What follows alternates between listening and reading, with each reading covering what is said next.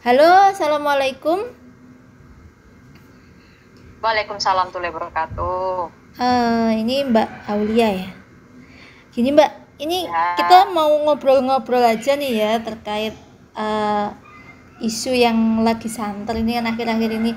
Saya tuh sering loh dapat pertanyaan terkait eh, cara masuk kembali ke Korea ini terutama buat rekan-rekan yang statusnya itu ilegal atau pernah ilegal atau sedang ilegal gitu ya. Jadi macem-macem yang nanya itu nanti kalau misalkan nih turis sudah buka ini saya pernah ilegal mbak sekian tahun yang lalu bisa nggak sih masuk Korea terus ini sekarang masih ilegal nih nanti kalau saya pulang ke Indonesia terus balik lagi bisa nggak seperti itu ini kira-kira gimana nih sepengetahuan Mbak Aulia ini kalau yang kayak gini nih gimana ini. ya, terima kasih Mbak Dewi pertanyaannya. Alhamdulillah ya, visa pendaftaran visa jangka pendek untuk Korea Selatan atau visa turis ini kan dimulai lagi bulan Juni, per Juni tanggal 1 2022. Jadi itu ini saya cerita sedikit ya. Isu awalnya itu kan Jeju dan yang itu diberikan free visa ya. Maksudnya tuh tanpa visa bisa masuk ke dua daerah tersebut. Yang itu di Provinsi Gangwon-do, Jeju itu ada di Jeju-do.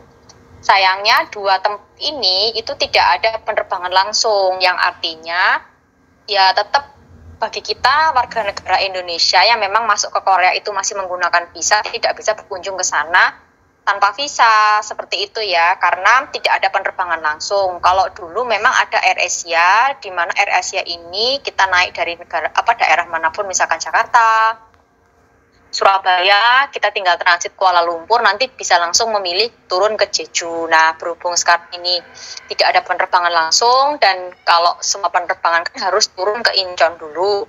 Dikarenakan turun ke Incheon dulu, pindah ke Gimpo ini kan harus lewat perjalanan darat ya Mbak Dewi ya. Nah, berhubung karena lewat perjalanan darat ini, makanya dilarang, tidak bisa. Cuman kabar baiknya, bagi rombongan wisata dari negara Mongolia, Indonesia, dan dua negara lainnya itu diberikan free visa itu dan izin tinggal selama 15 hari. Tapi harus dengan visa rombongan, maksudnya bukan visa rombongan, harus dengan grup tour ya, rombongan ya, yang Gitu tanpa ya. visa ini tadi ya, ya grup tour itu boleh tanpa visa, tapi hanya khusus ke Jeju dan Yangyang. Tujuannya itu untuk meningkatkan pariwisata di dua daerah tersebut. Nah, kembali ke pertanyaan Mbak Dewi tadi ya, yang mengenai visa turis dan pendaftarannya, kemudian bagaimana dengan mantan ilegal, bulbop dan lain sebagainya itu. Jadi gini Mbak, mulai 1 Juni ini memang dibuka pendaftaran ya secara umum, tapi ketentuan dari KVAC ini adalah semacam agen resmi untuk mendaftar visa di Korea Selatan. Jadi semua pendaftar visa Korea Selatan ini melalui Korean Visa Application Center ini atau KVAC ini dulu, baru nanti akan diteruskan ke kedutaan Korea. Nah, kemudian dari KVAC sendiri menyatakan untuk per 1 Juni ini adalah pengaktifan kembali visa multiple. Jadi dulu kan visanya kan pada di-suspend tuh ya Mbak, diberhentikan sebentar yang punya visa multiple itu. Nah, untuk yang visa umumnya sendiri itu dimulai tanggal 2 Juni, Mbak. Itu bisa daftar semuanya. Nah, kalau menurut dari pernyataan KVAC sendiri, sebenarnya untuk ketentuan apakah mantan ilegal dan lain sebagainya itu bisa masuk Korea kembali, sebenarnya dulu di tahun 2020 atau 2021 itu kan sempat ada ya, Mbak. Karena kebutuhan visa pekerja musiman itu kan sangat besar. Jadi yang memiliki surat sukarela atau cacin culguk Jimyongso itu diperkenankan untuk masuk asalkan suratnya itu masih aktif ya waktu itu. Nah, waktu itu boleh masuk pertama mendaftar dengan visa C3, kemudian nanti sampai di Korea mendaftar menggunakan G1. Nah, waktu itu memang tidak diperlukan undangan ya Mbak. Jadi istilahnya tinggal mendaftar saja, ada surat sukarela itu, cukup dengan surat insya Allah itu aja langsung bisa daftar ya. Ya, tapi sayangnya waktu itu memang rata-rata informasinya pada tidak update. Jadi dan paspor pun kan semua pada tidak mengurus kan, karena rata-rata orang-orang yang takut ini pulang kan mereka tidak takut ngurus dan tidak membuat paspor. Itu kesalahan fatalnya seperti itu. Jadi mereka merasa hanya pulang SPLP selesai karena SPLP udah ya pulang ngapain aja gitu.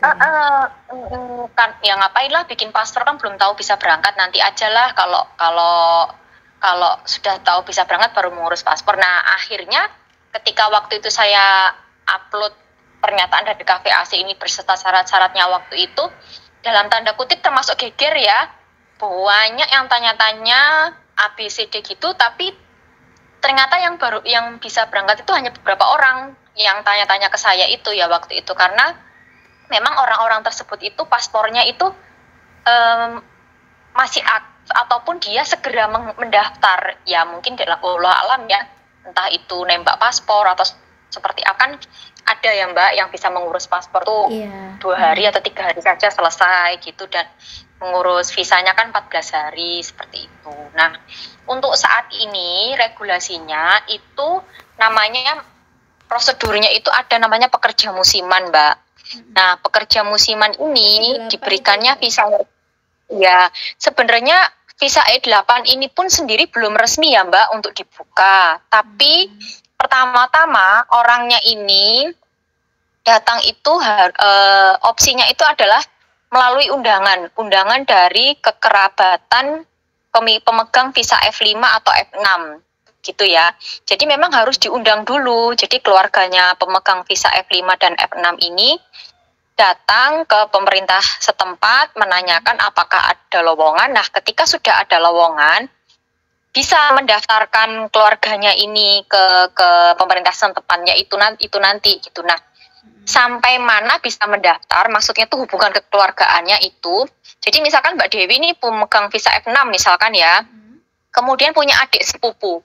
Nah adik sepupunya ini punya suami, nah suaminya ini boleh Mbak berangkat gitu loh. Jadi sampai kekeluargaannya sampai seperti itu, maksudnya nggak harus keluarga dekat langsung gitu. Nah ketika nggak harus keluarga inti. Nah, kemudian berapa orang boleh didaftarkan? Itu tadi saya sempat bertanya, boleh lebih dari 1. Tapi maksimalnya berapa? Itu tidak ada kejelasan ya. Maksudnya tadi tidak ada ketentuan yang pasti. Nah, kembali kepada khusus pengundangnya itu pemegang F5 sama F6 aja. Di luar visa itu nggak bisa ya? Ya, sejauh ini seperti itu Mbak, karena tadi setelah saya tegaskan dari pihak pemerintah setempatnya ya, karena saya tadi telepon ke beberapa daerah kayak Ansan, Seoul, kemudian Seoul nggak ada lowongan ya jelas, karena kan di situ kan perkotaan ya, kemudian tadi ada ke Busan, kemudian saya telepon ke Naju, Gyeong, belum telepon ke Paju, kemudian ke Yangju, itu semuanya rata-rata sudah tutup Mbak lowongannya. Tapi mereka menyampaikan harus ada yang datang ke kantornya itu, yang mengundang. Cuman mereka tidak mengharuskan harus visa F5, F6, tapi asalkan orang itu datang untuk lihat lowongan di situ, kemudian mendaftarkan. Nah, berkaitan dengan bulbobnya ini, ternyata dari mereka itu sebenarnya tidak menekankan pada tahun 2019 dan tahun 2020 ya Mbak, tapi lebih ke arah berapa lama dia tinggal overstay, atau overstay itu kan istilahnya melebihi batas izin tinggal ya. Jadi kalau misalkan nanti pertimbangannya itu, misalkan ada orang ini ya mau daftar visa gitu, Mbak kira-kira saya bakalan keterima nggak ya visanya, saya pernah bulbob misalkan 5 tahun gitu, nanti saya dideportasi nggak ya, saya nanti dipulangkan nggak ya. Sebenarnya siapapun nggak ada yang bisa menjamin. Kalau misalkan ada orang itu yang bilang dia bisa menjamin, ya mungkin saja orang tersebut itu posisinya ada di Korea, kemudian dia akan menjemput. Jadi berarti kan itu lewat agen ya. Agennya itu kayak misalkan program private to private. Jadi P2P itu tidak hanya E10 ya sebenarnya. P2P itu kan singkatan dari private to private, artinya itu adalah dari individu ke individu. Jadi kalau G to G itu kan government to government, jadi dari pemerintah ke pemerintah. istilahnya beda gitu loh. Yang satu tuh punya, kalau P2P itu punyanya swasta, kalau gitu-gitu punya pemerintah. Nah, betul. Nah, kalau P2P ini kan swasta ya istilahnya. Misalkan saya jadi agen di Indonesia, kemudian saya kerjasama sama orang yang di Korea. Itu bisa disebut dengan P2P dan visanya nggak harus S10 gitu loh. Kalau misalkan saya buka lowongan E7, E8, itu bisa saja jadi P2P gitu loh. Tapi kan terkenalnya kalau P2P itu semuanya kan S10 gitu. Nah, kembali ke yang tadi ya Mbak. Jadi berapa lamanya dia ilegal dan sudah berapa lama kembali ke Indonesia itu termasuk dalam perhitungan. Pertimbangan lah istilahnya. Jadi kalau dia nggak terlalu lama, mungkin ya kemungkinan untuk bisa masuk lagi makin besar. Kemudian dia ada catatan kriminal tidak. Kemudian yang stempel 68 itu kan artinya pulang secara sukarela. Kalau yang 461 itu artinya dideportasi. Seperti itu ya. Saya pernah tahu loh Mbak, ada loh yang bulbok itu sampai puluhan tahun gitu, bahkan sampai 12 tahun, 13 tahun. Iya, serius. Saya pernah, soalnya ada yang minta diuruskan gitu ya untuk lapor sukarela pulang lah. Saya tanya lah itu dianya udah bulboknya berapa lama, udah 12 tahun gitu. Buset nih orang bisa gitu ya. Selama itu maksudnya nggak ada rasa apa khawatir, takut atau gimana gitu loh. Terus balik lagi ke ini Mbak, ke apa namanya, karantina ya. Ini kan sudah nggak ada lagi nih aturan karantina. Semuanya terkait COVID sekarang udah normal lagi lah ya. Jadi mau masuk untuk yang visa jangka pendek ini berarti sudah aman gitu ya, sudah normal berarti. Cuman nanti begini Mbak, meskipun tidak ada karantina, sekarang kan juga sudah tidak perlu PCR lagi ya, wajib. Tapi bagi yang datang masuk ke Korea ini, tetap hari ketiga setelah sampai di Korea itu diwajibkan untuk PCR. Nanti kebijaksanaannya dari Bugunso masing-masing.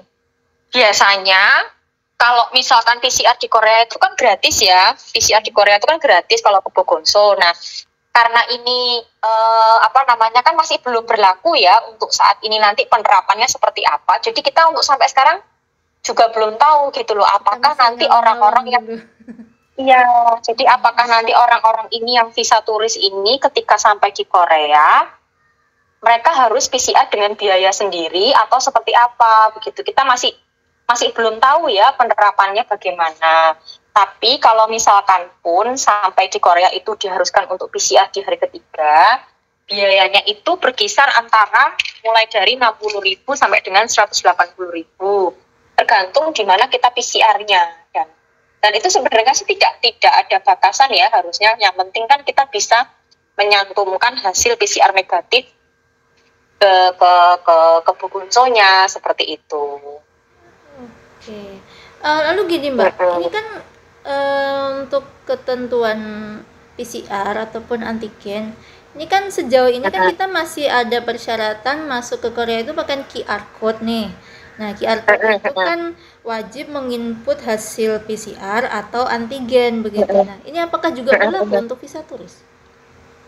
Semuanya Mbak, karena memang untuk QR code ini sendiri itu diwajibkan bagi yang akan masuk ke Korea ya. Meskipun ketentuannya adalah ya meskipun sampai bulan Juni. Jadi kalau misalkan PCR itu 2 kali 24 jam sejak pengambilan sampel. Kemudian kalau erat atau antigen ini berlakunya 1 kali 24 jam sejak pengambilan sampel. Nah, kalau dari Korea sendiri sebenarnya tidak ada rumah sakit rujukan ya, tapi karena kita tinggal di Indonesia dan harus merujuk dari kedutaan Korea, itu biasanya maskapai yang akan menentukan. Kayak misalkan kalau dari Garuda itu diberitahukan harus mengikuti daftar dari Litbangkes itu ya, Kemenkes itu ya. Nanti coba ditanya saja. Nah, jadi nanti ditanyakan saja, rumah sakit tersebut bisa mengeluarkan hasil PCR-nya, istilahnya antigennya itu berapa lama, bisa dalam bahasa Inggris tidak. Kalau dulu sih saya sebenarnya di Google Translate aja ya, kan yang penting kan hasilnya kan kelihatan negatif gitu aja. Kalau pengalamannya yang lalu-lalu ya seperti itu. Terima kasih telah menyimak pembahasan kami berkaitan dengan dibukanya kembali visa Korea Selatan pasca pandemik. Untuk tema pembahasan yang lain, kalian bisa simak terus di channel ini. Jangan lupa subscribe, like, dan share. Wassalam.